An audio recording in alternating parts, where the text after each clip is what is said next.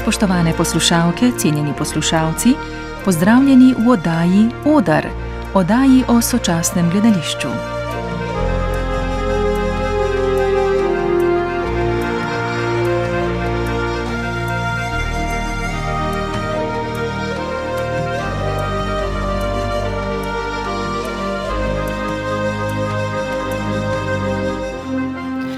Danes so z mano v studiu ustvarjalke gledališkega diptiha Prva beseda je mama in Vranica, ki je premiero doživel lani na odru male drame SNG Drama Ljubljana. Avtorica besedila Prva beseda je mama je dramatičarka in dramaturginja Tjaša Mislej, ki je leta 2020 prejela nagrado Slavka Gruma za dramo Naše skladišče.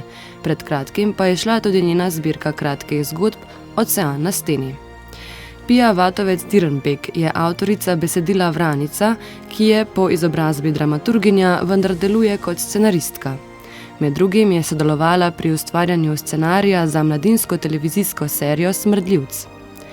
Besedili pa je na odru spojila Brina Klampfer-Merčnik, gledališka režiserka, znana predvsem po nagrajenih delih kot so Paloma, Nezakonske matere in O kravi, ki je lajala v luno. Pogovor bi najprej začela z delom Prva beseda je mama, dramatičarke in dramaturginje Tjaše Mislej.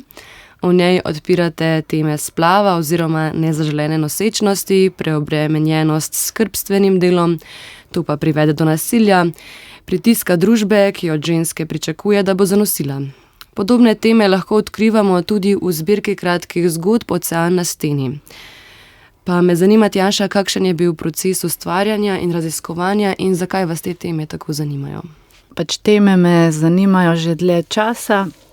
Verjetno je to povezano tudi z mojim privatnim življenjem, ker sem sama vstopila v neko redno partnersko razmerje, pa potem sem si zaželela imeti družino, hkrati sem delavka v kulturi.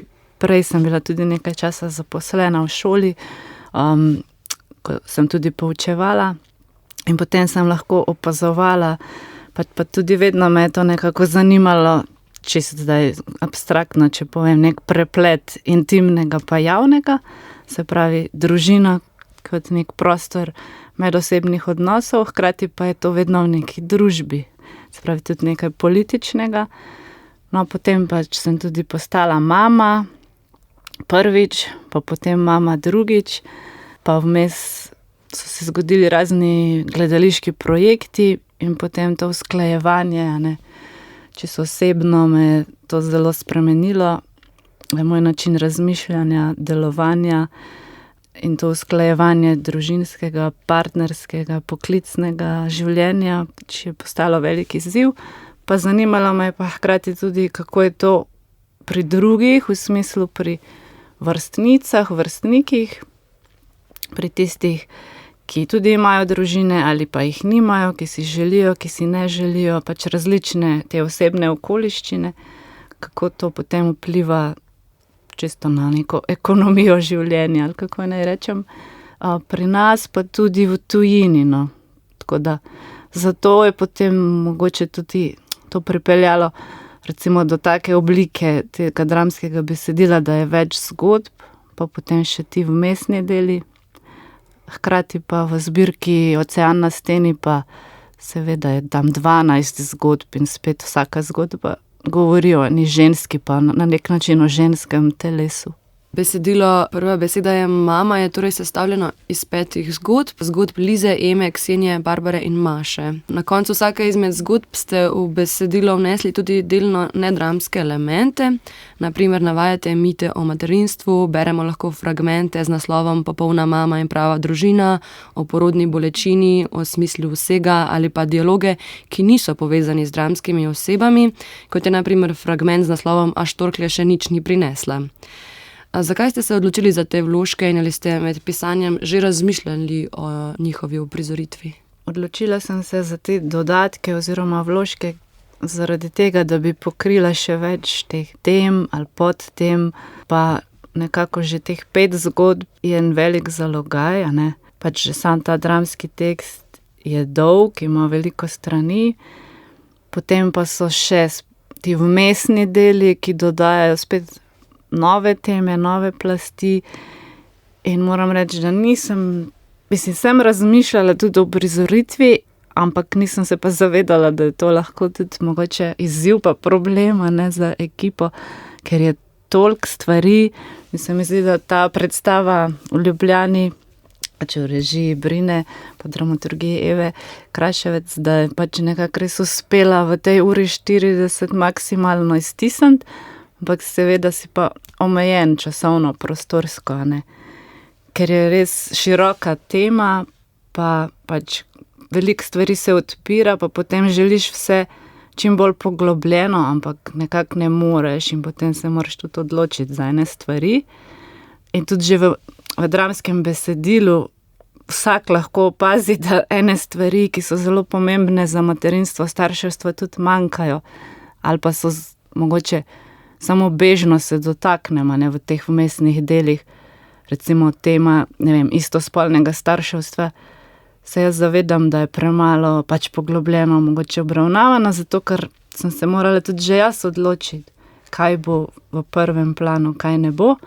Pa potem mogoče, ne vem, materinstvo, starševstvo v revščini, čeprav so različni socialni sloji, no, že v teh zgodbah, sem se trudila, da izhajajo iz različnih socialnih slojev, imajo različne te ekonomske neke okoliščine, ampak recimo sama tema revščine pa materinstva spet ni tako zelo poglobljeno obdelana. Se pravi, tema materinstva, ženska kot mama ali ne mama, je tako zelo široka, da težko res vse poglobljeno obdelaš in potem se pač treba tudi odločiti, ne, kaj bo bolj v ospredju, kaj pa ne. Izkušnja splava se mi zdi tako zelo pogosta, ne, mogoče sem jo tudi jaz imela osebno, tako da to se mi zdi, recimo prav splav je ena taka tema, ki je še vedno tabu tema, opažam tudi pri prijateljicah, pri recimo osebah, ki so nam zelo blizu, pa je še vedno težko o tem govoriti, ker tudi v javnosti se bojiš, ne, kako bo to izpadlo zdaj. Ker še vedno lahko je ženska, ki pač odkrito govori o splavu, tudi napadena, ne.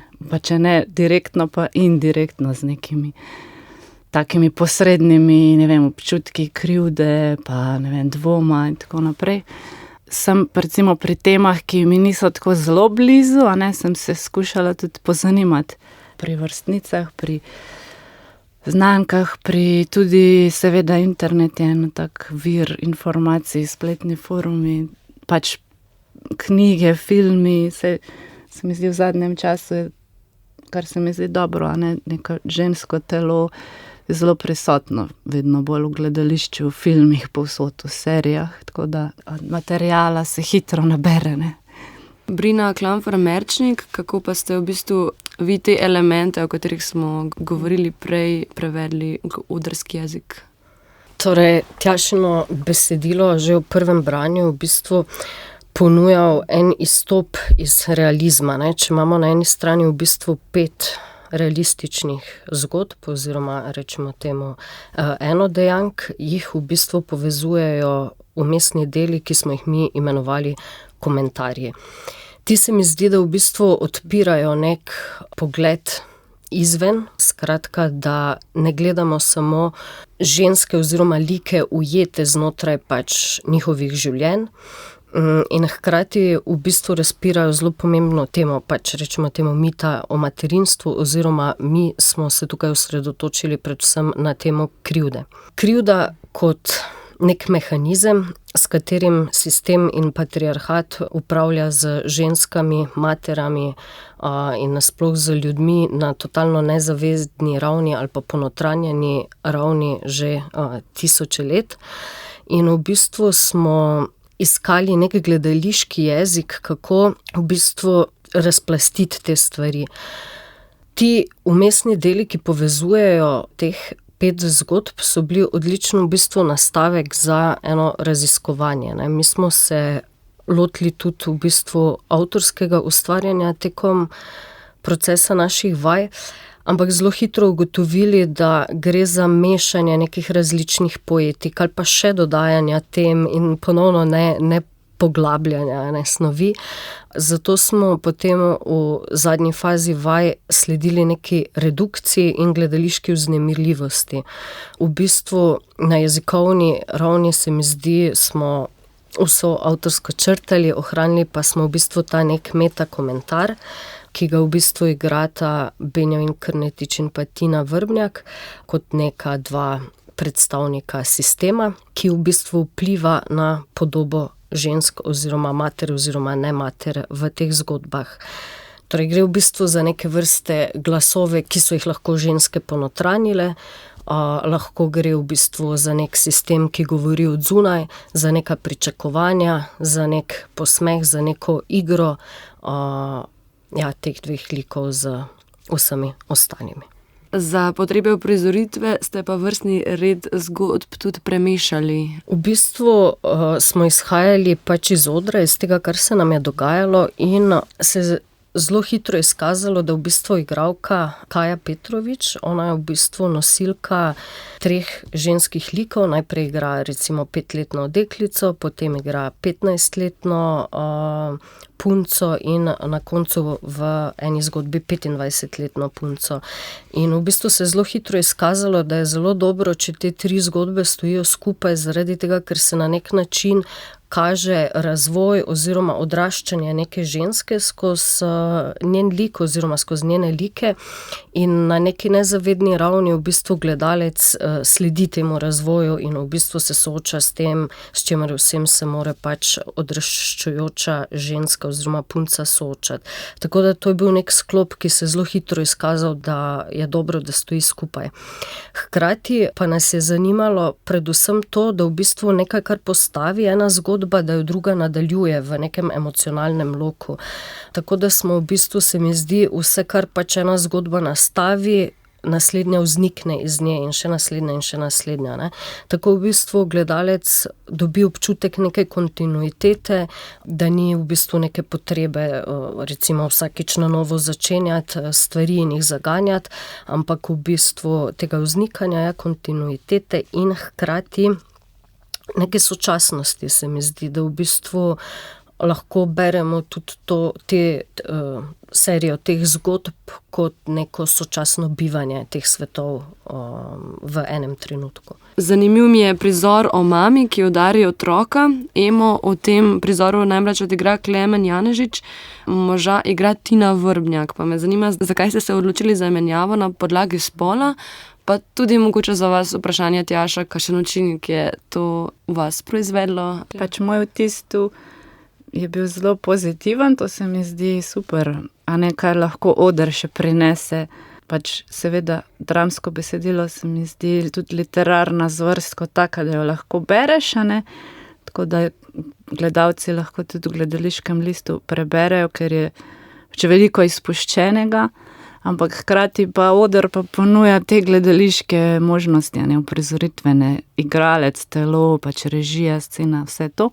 Veliko lahko pridoda in ravno ta primer se mi zdi zelo dober primer tega, kako lahko še bolj zaživi, ker se mi zdi, da pač ko sem jaz to gledala, se me je bolj dotaknilo, zato ker pač nekako smo že navajeni, da je ženska tista, ki nosi več bremen in če bi bila zdaj tudi da gledam spet to žensko telo, ne vem, drugače gledam zdaj moškega, ki igra žensko, čeprav se zavedam, da je to ženska, ampak nekako se mi zdi, da me je še bolj to potegnilo in zanimalo in nekako sem čutila še bolj s to žensko, čeprav je moški igral, no, čisto jaz osebno. V bistvu v tej zgodbi je zelo jasno, da gre za konstrukt neke družbene vloge, ki jo nosi ženska, ne? In v bistvu absurdnost pričakovanja, ki jo sistem nalaga, nas je povedla v to, da zamenjamo vloge. Ne. Najprej je bilo, mislim, v začetku je bilo čisto, da bo pač Tina igrala Emo in Klemen moža Aleksa. Potem se je zgodila v bistvu neka moja intervencija, da smo na polovici tega prizora zamenjali vloge, ampak se je zelo hitro izkazalo, da je absolutno boljše in tako kot je Tjaša rekla, pač bolj boljše dojameš absurd te situacije, kaj vse pač nalaga sistem, družba, ženski na porodniški oziroma tudi sama sebi. A ne? In v bistvu, kako močen je ta konstrukt krivde, ki ga sama občuti ob nezmožnosti izpolnjevanj svoje kariere, skrbi zase, skrbi za otroke, biti popolna mama v bistvu in hkrati tudi, ne popolna mama, samo pač v bistvu mama in hkrati žena in hkrati prijateljica, mislim, milijon v bistvu nekih pričakovanj, ki jih mora zapolnjevati.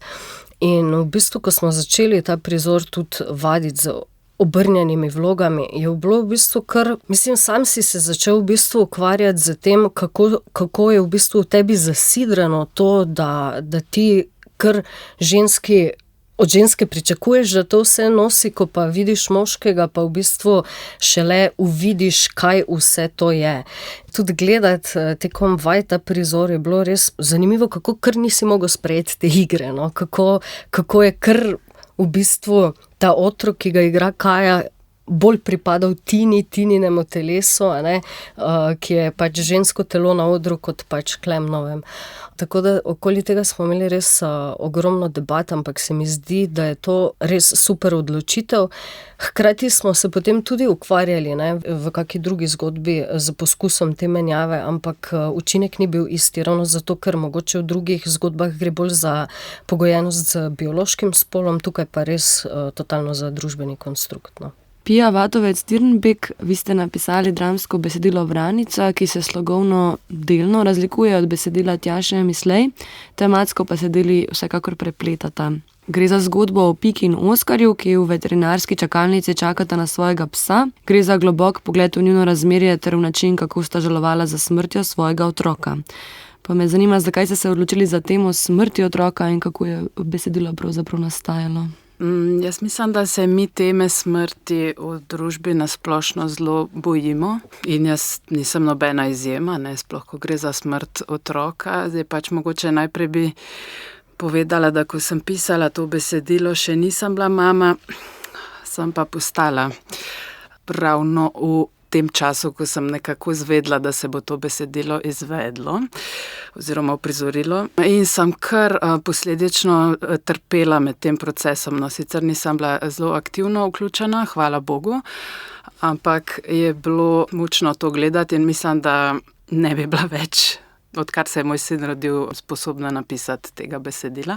Ampak vseeno sem vesela, da sem ga, ker, kot sem rekla, bojimo se smrti, o njej govorimo odprto takrat, ko pač določimo, da je nekdo bil primeren za to, da je umrl, da je dovolj doživel, da je bil dovolj star, dovolj bolan, kakorkoli. Ko pa gre za smrt otroka, je pa to nekaj tako strašljivega, tako nepredstavljivega, da pač enostavno vsi to potisnemo na rob svojega zavedanja. Kar posledično pomeni, da, ker pa to je nekaj, kar absolutno se dogaja in je del vsakdana, žal, te starše, ki se jim to zares zgodi, te žalujoče starše, ki doživijo najhujšo tragedijo v svojem življenju, potisne na rob družbe. In so na nek način poleg svoje stiske še stigmatizirani zraven, ker je vedno nek mal ta občutek zraven, da nisi opravil svojega dela, svoje odgovornosti. Pač za otroka je treba poskrbeti, to je tvoja ultimativna odgovornost in pač, če umre, nekako misli pobegnejo v to. Zdaj pa, če je to racionalno ali pa če ni, se s tem tudi te starši ukvarjajo. Vem, ker sem tudi govorila z enim parom, no, sicer potem, ko je bil tekst že napisan in uprizorjen, sta prišla gledati predstavo in mi je ta mama, sicer njun sin je bil starejši, ko je umrl, ampak je bil tako tudi edinec, in je rekla, da ko je to gledala, se je zdelo, da gleda svoje življenje. Točno to, ta izključenost, nezmožnost ljudi okrog, da pomagajo, da se pogovarjajo o tem, da so pač sposobni slediti vsem tem navalom čustev, ki grejo v vse smeri in cikličnosti žalovanja in tega, da to v resnici nikoli ne gre stran, ampak samo pač se preobraža.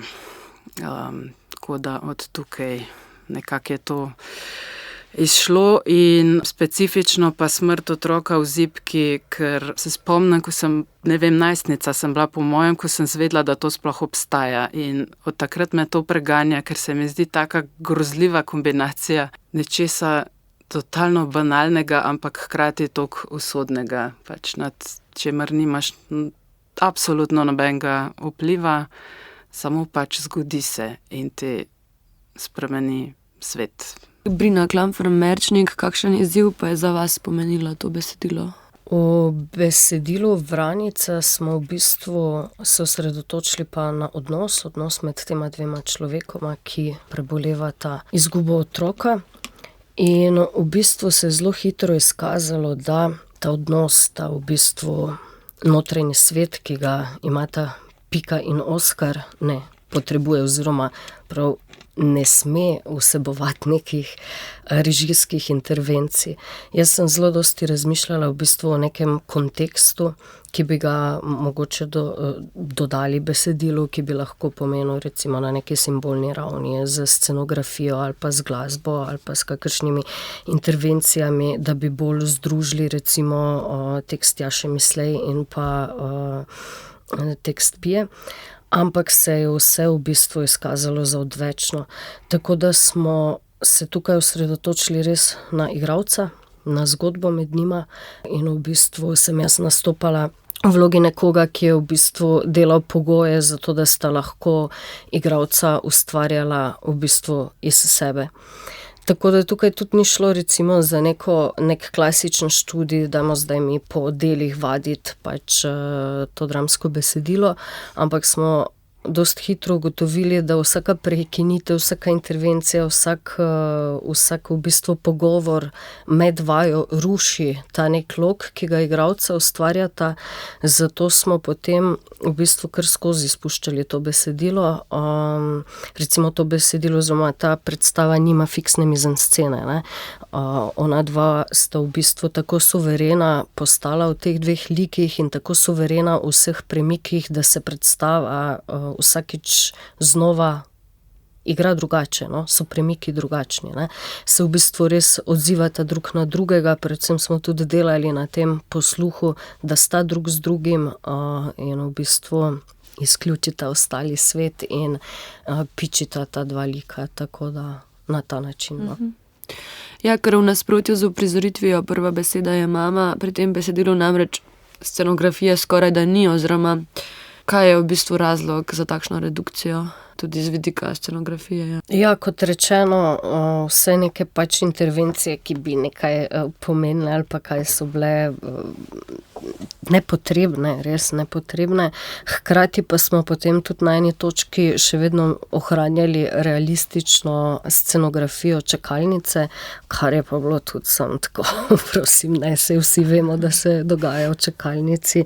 Hkrati pa potem tak prostor tudi omejuje, ne, on potem kliče k fiksni mizansceni, k zelo precizni režiji v smislu pogledov, da troko nekam se obrneta, ne, to vse potem določa ta prostor in to se mi je zdela v bistvu ena omejitev, ki ubija njuno igro zaradi tega, ker potem se ne morata odzivati, na vsaki predstavi drugače drug na drugega in izhajati iz neke živosti, ki se plete med njima, ampak je neka partitura, ki je naprej predvidena in fiksirana in v bistvu ne omogoča, ti lahko v bistvu neke režije pač točno določijo in fiksirajo neke stvari, ampak se mi zdi, da v bistvu lahko te predstave zelo hitro postanejo mrtve in bom rekla v narekovajih, v bistvu ne komunicirajo s publiko, ne odzivajo se igralci drug na drugega, igrajo pač po nekem notnem zapisu,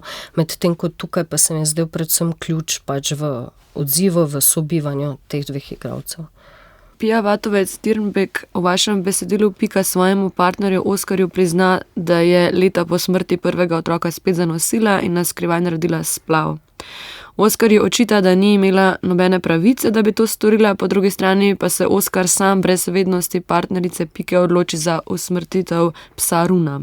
Situacija namreč odpre vprašanje o avtonomiji ženskega telesa, iskrenosti v medosebnih odnosih in odločanju človeka o smrti živali. No, najprej bom rekla, da jaz sem zagovornica splava, absolutno, in evtanazije.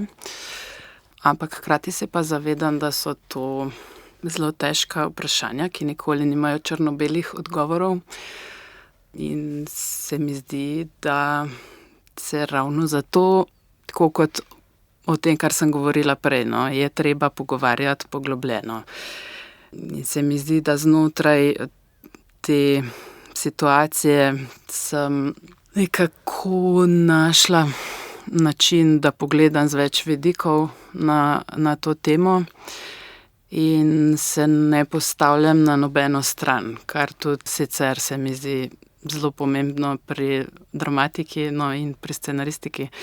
Pač, da pišeš slike iz mesa in krvi, ki so avtonomni, ki niso samo neka trobila za tvoja lastna prepričanja, ki jih seveda lahko imaš in mislim, da je prav, da jih imaš kot človek, ampak liki pa govorijo sami zase, no. In mislim, da Pika in Oskar to sta. Tudi sicer sta zelo v moji glavi nastajala tako. To se mi ni zgodilo pri nobenem drugem projektu, ampak ne vem, kako bi opisala, kot da sta odprla vrata v mojo glavo in stopila noter in potem sem jaz njiju samo spoznavala, taka kot že sta. In proces pisanja tega teksta je v resnici tudi izgledal tako na ta način, kot da jaz gledam to predstavo in šele odkrivam vse te plasti njunega odnosa in njune preteklosti, v kateri se je pač nabralo kar nekaj nerazčiščenih težav. V vašem besedilu pa Pika in Oskar valovita med osebnimi spomini in tegobami, ki jih imata v odnosu. V dialogu na primer par s pogovora o dogodkih v parku preide na kompleksnejše teme o njunih vrednotah, nestrinjanjih in podobno. Pa me zanima, kako ustvarjate tovrstne dialoge, da ne delujejo siljeni, didaktični ali umetni, ampak pridejo na plan izjemno spontano in delujejo realistično. Ja, najbrž prav zato, no, ker pač ta dva lika živita v moji glavi. Jaz, ko pišem, se na glas sama s sabo pogovarjam. In ja, se res trudim, da oživita vsak po svoje. Ne, da jo zdaj jaz nekaj tlačem v okvirje ene zgodbe, ampak da samo njiju prelijem na papir, taka kot sta. In potem to pač, upam, prinese nek efekt, kot ste ga opisali. Še eno vprašanje glede naslova, pravzaprav zakaj Vranica? Ta pes, ki je nek duhec lik v tem tekstu, ima pač tumor na vranici, vranica je pa organ melanholije, ki pač prežema ta odnos in nekako ju ne spusti iz svojih krempljev.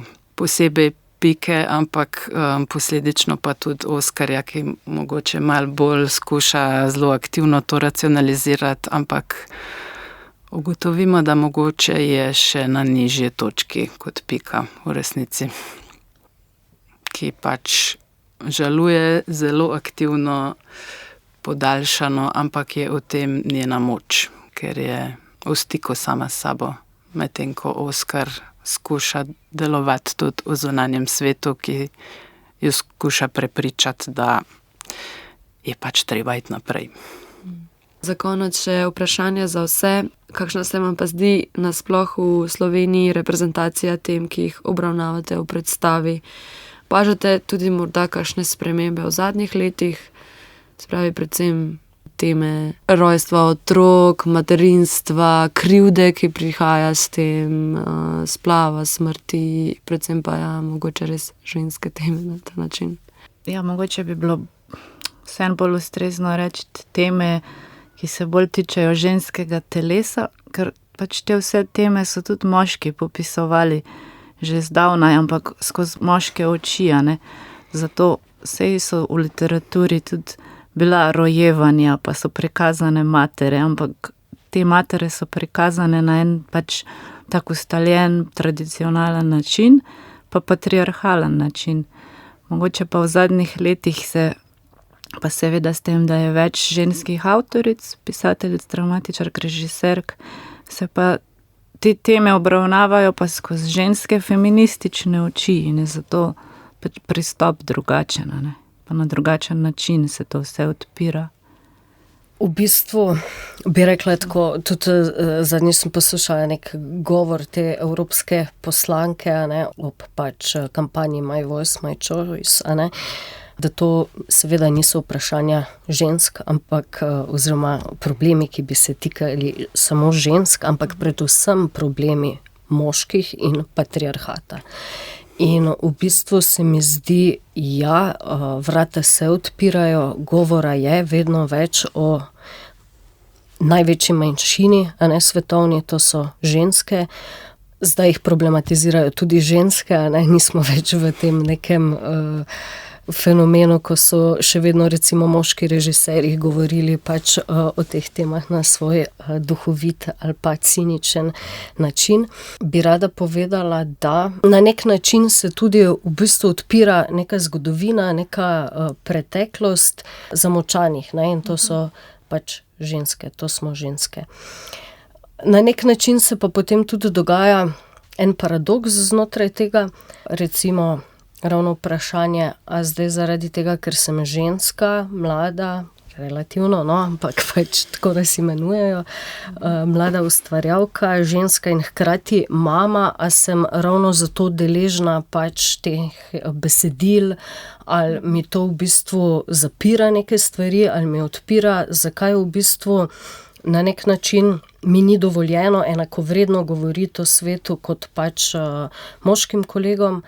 A bom zdaj jaz tista, ker recimo vsaj naslednja 2 projekta se bosta tudi dotikala podobnih vprašanj, a sem zdaj jaz rezervirana samo za to. In da v bistvu na nek način se mi zdi tudi, ko govorimo pač o teh temah, sem vedno zelo tako previdna ali kakorkoli, zaradi tega, ker se mi zdi, da v bistvu s tem, ko mi na oder postavljamo neke določene teme, neke določene stvari, s tem v bistvu odslikavamo svet oziroma naredimo nek svet, ki že nosi sam po sebi neke predpostavke, neke ideje in tak naprej, ne. In zato se mi je zdelo ravno recimo tudi ta menjava vlog, če se ponovno pač obrnem na to. Zdaj se mi zdi, da odpira v bistvu svet teh dramskih zgodb izven neke binarne delitve spola, a ne. In v bistvu kakšen je moj svet, ki ga želim pač danes uprizarjati. Ali pristajam na to, da so to v bistvu res pač vprašanja žensk in je treba pač jih razpirati in o njih govoriti, a je to dovolj. Kot ustvarjalka se vedno pač vprašam, na kakšen način. Se mi zdi, da to ni dovolj, da zdaj pač kažemo, ja, bedno je, žrtve smo. Ne. V bistvu na kak način presega ta diskurs, ne. Mislim, smo ujetnice tega sistema, ampak kaj so še skratka ti neki pogledi okoli, zaradi česa, kaj so mehanizmi, kaj so vzroki, zakaj prihaja do tega, ne. To se mi zdi v bistvu pač res Tjašin tekst vrhunski, pa tudi seveda Pin, ampak je na čist neki drugi ravni, ne. Govorim zdaj prav o tem principu, o katerem smo prej govorili, da to niso realistične zgodbe, da te ženske niso samo ujetnice teh svojih svetov, ampak obstaja pogled izven, neko zavedanje izven, ki lahko pač v gledalcu sproži nek razmislek, neko angažiranost, ja, in pač neko politično vsebino, no. Če odgovorim na vprašanje, opažam porast teh tem, ampak me ob tem malo strah, da ni to modna muha, ne. In da bo potem to rodilo čez par let nek odpor v nasprotno smer, tako kot smo videli mi tu in smo bili prepričani, da smo kot družba naredili korak v pravo smer, ampak se nam je zgodil bliskovit vzpon konzervativizma. In mislim, da tukaj je enako, da pa ne bi hotela zveneti tako klišejsko, ampak bomo kmalu spet utišane, se bojim. Čeprav se mi res zdi, no, sploh v mojem primeru, da se o tem tekstu, ki je pač o prebolevanju para, moško-ženskega, o smrti otroka, sploh to nekako klasificira kot ženski tekst. Ampak se pa jasno vidi točno v tem primeru ne. Takoj, ko je vpleten otrok, se to moških ne tiče. In to se meni zdi absurdno in nevarno. Drage poslušalke, dragi poslušalci, to je bila oddaja Oder, v kateri smo gostili Tjašo Mislej, Pijo Vatovec-Tirenbek in Brino Klamfar-Merčnik.